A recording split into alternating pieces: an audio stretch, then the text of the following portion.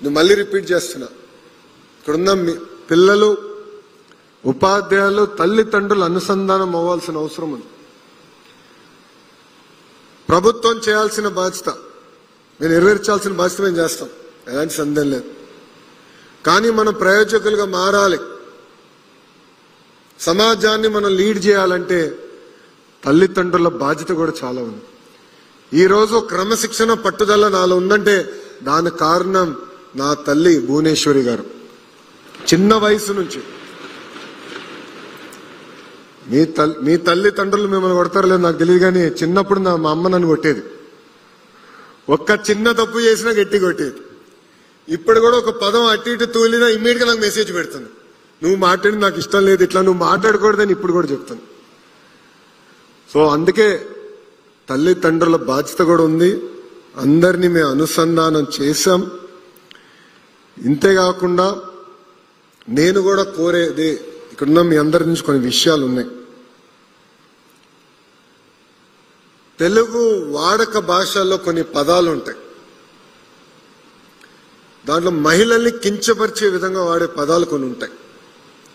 గాజులు తొడుక్కున్నావా, చీర కట్టుకున్నావా, అమ్మాయిలాగా ఏడవద్దు, అమ్మాయిలాగా వ్యవహరించదని. దీనికి ఫుల్ స్టాప్ పెట్టాల్సిన బాధ్యత ఇక్కడున్న యువకులందరిపైన ఉంది, మీ పైన ఉంది. ఇంట్లో ఎవరిని అది వాడితే మీరు వాడద్దు, మా మంత్రి గారు చెప్పారు అని చెప్పాల్సిన బాధ్యత మీ పైన ఉంది. వికసిత్ భారత్ మనం సాధించాలంటే మన సమాజంలో మహిళలు మగవాళ్ళు సమానం అనేది నిరూపించాలి, ఆచరణలో తీసుకురావాలి. కేవలం టెక్స్ట్ బుక్స్ లో కాదు, అమలు చేయాలి. ఏ సమాజంలో అయితే మగవాళ్ళతో సమానంగా ఆడవాళ్ళని మనం గౌరవిస్తామో, అన్ని రంగాల్లో ప్రోత్సహిస్తామో, ఆ దేశమే డెవలప్డ్ దేశం అవుతుంది. అందుకే ఇక్కడున్న అబ్బాయిలందరూ చెప్తున్నా, అమ్మాయిల్ని కించపరిచే విధంగా మీరు ఎవరన్నా మాట్లాడితే నేనే వస్తా, 2 గట్టి కొడతా. మాకు మొహమాటాలు ఏమీ లేదు ఈ విషయంలో. కించపరిచే విధంగా మనం మాట్లాడకూడదు, మహిళల్ని మనం గౌరవించాలి.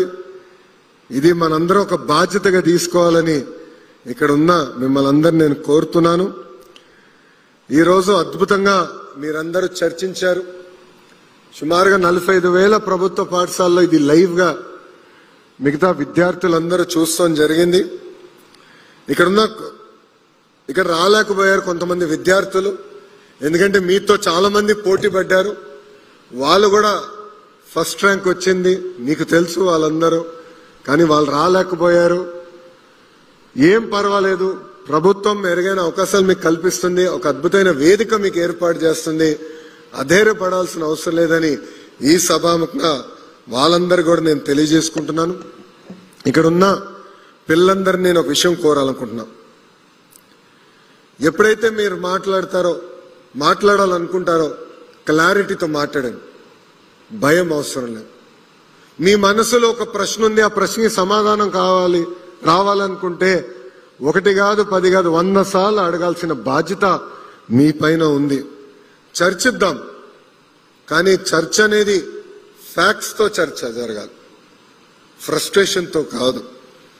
అంతేకాకుండా ఎవరైనా అభిప్రాయం మనకు నచ్చకపోతే ఒక రెస్పెక్ట్ తో డిసగ్రీ చేయాలి తప్ప కించపరిచే విధంగా మనందరం మాట్లాడకూడదని ఇక్కడున్న మిమ్మల్ని అందరినీ నేను కోరుకుంటూ,